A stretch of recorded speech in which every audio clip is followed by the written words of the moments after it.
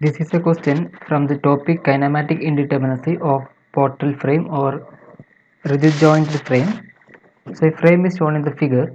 So it is given that if axial and shear deformation in different members are assumed to be negligible, then the reduction in the degree of kinematic indeterminacy would be equal to. So actually the question is not to find out the kinematic indeterminacy. The question is we have to find out what is the reduction in the kinematic indeterminacy. If we are taking this condition, if we are neglecting all the axial deformations, axial and shear deformations in this given frame, so what would be the reduction in the kinematic indeterminacy? The options are given 5, 6, 8 and 7. So basically we have the equation to find out the kinematic indeterminacy, that is the total degree of freedom of all the joints minus the number of external reactions minus number of inextensible members plus additional degree of freedom due to the hinge.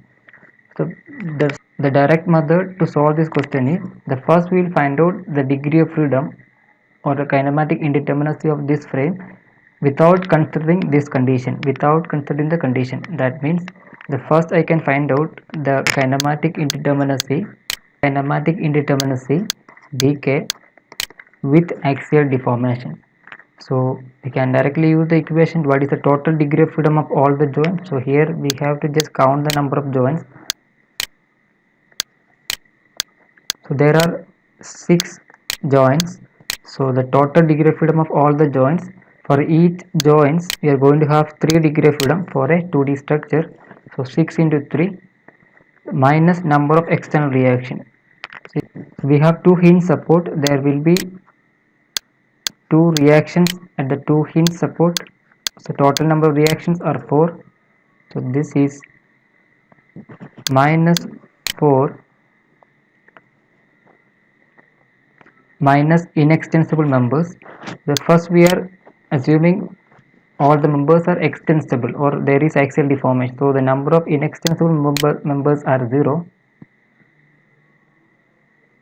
and plus additional degree of freedom due to the hinge. There is no hinge in the structure, so the additional degree of freedom will be 0.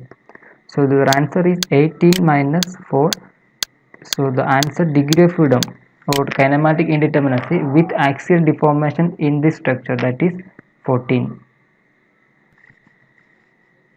So now I can show this 14 number of degree of freedom for this condition in the drawing. So at this hinge support 1 rotation is possible. At this joint 3 degree of freedom is possible, 2 translation and 1 rotation. At this joint 2 translations are possible and 1 rotation are also possible. And at this joint 2 translations are possible and 1 rotation also possible. At this joint also we are going to have 3 number of degree of freedom. At this joint hinge support, so only rotation possible because we have 2 reactions, so 2 movement are not possible. This joint also, this hinge also cannot move along x and y direction. So now I can count what is the total number of degree of freedom for this structure with axial deformation. So that is 1, 2, 3, 4. These are the 14 degree of freedom. So either you can use the equations or you can make a simple drawing. You will get the degree of freedom for this given frame is 14 with axial deformations are allowed in the structure. The same frame without axial deformation, that means the members are not going to be extensible. Members will be assumed to be inextensible. That means the length of all the beam and column should not change. So now I can use the same equation to find out the degree of freedom or kinematic indeterminacy of this frame, that is equal to the total degree of freedom of all the joints. We have 6 number of joints. So that is 6 into 3. We have 4 number of reaction at the 2 hinge, that is 4 minus inextensible members, the number of inextensible members. So here we have how many number of members? 1, 2, 3, 4, 5, 6. I have 6 number of members, so it is minus 6 plus additional degree of freedom due to hinge. There is no hinge in this question, so that additional degree of freedom due to hinge will be 0. So this is equal to 18 minus 4 minus, you will get the kinematic indeterminacy as 8. This is the kinematic indeterminacy if we are neglecting the axial deformation. So now I can show in the drawing these 8 number of degree of freedom. So it is a pin joint, so it cannot move along x direction and y direction. It can only rotate. So this is only the possible degree of freedom. And if you look at this joint, it can move along x direction, but this joint cannot move along y direction because at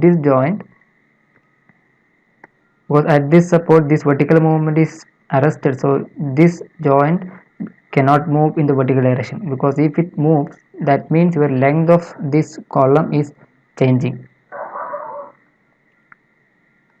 So at this joint only 2 degree of freedom is possible, one horizontal displacement and one rotation. Similarly, at this joint one rotation is possible, also one horizontal displacement is possible. And similarly, if you look at this support, one rotation is possible, and if you see this joint, it can rotate. Okay, if you see this joint, it can rotate. This vertical displacement at this joint is not possible. At this joint also this vertical displacement is not possible because your numbers are inextensible. The another point is at this joint, whatever is displaced, there will be displacement in the horizontal direction. At this joint there will be displacement in the horizontal direction like this, but this displacement and this displacement, these two displacement will be same, so you can count these two displacement together as one. Similarly, these two displacement will be, similarly these two displacement also you should count it as only one. So finally, how many degree of freedom are there in this structure? That is 1, 2, 3, 4, 5, and these two together one horizontal displacement 6, and these two together one horizontal displacement as 7, and then this rotation at this hinge support. So the total degree of freedom is 8. Total degree of freedom without axial deformation is 8.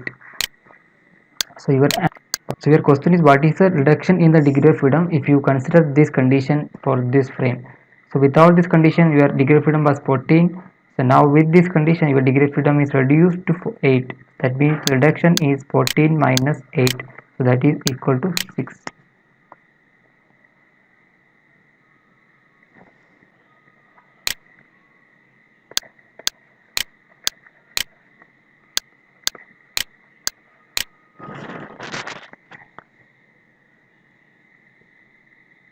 This is the direct method to solve this question. You find out degree of freedom with axial deformation and without axial deformation, and you find the difference. That is your answer. So now it is a second method, and it is a shortcut method.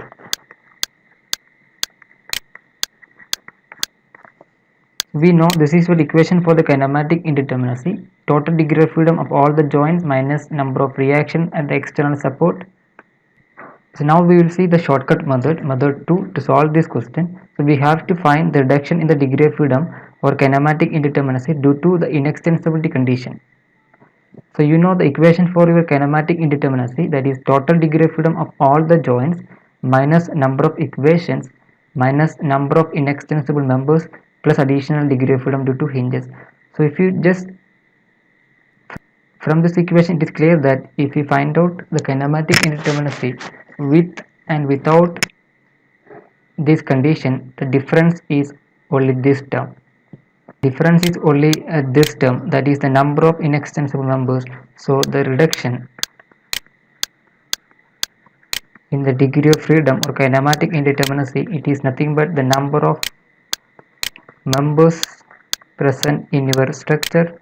So it is equal to, I have 1, 2, 3, 4 columns and 5 and 6, 2 beams. So total number of members in this structure is 6. So your answer is 6.